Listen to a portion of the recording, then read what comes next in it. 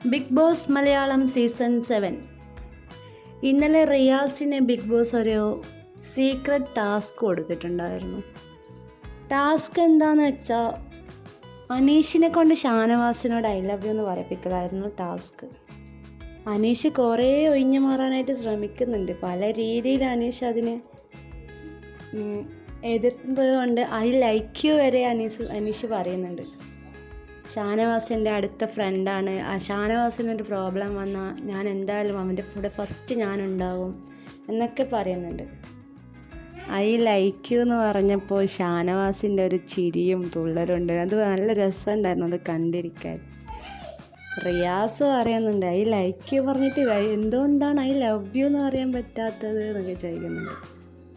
അങ്ങനെയൊക്കെ ഒരു വിധത്തിലും സമ്മതിക്കില്ല എന്ന് കണ്ടപ്പോൾ Aneesh I love you my dear friend എന്ന് പറഞ്ഞിട്ട് ഷാനവാസിനെ കെട്ടിപ്പിടിക്കുന്നുണ്ട്. വേറെ തന്നെ ഒരു രസമായിരുന്നു അത് കണ്ടിരിക്കാനായിട്ട്.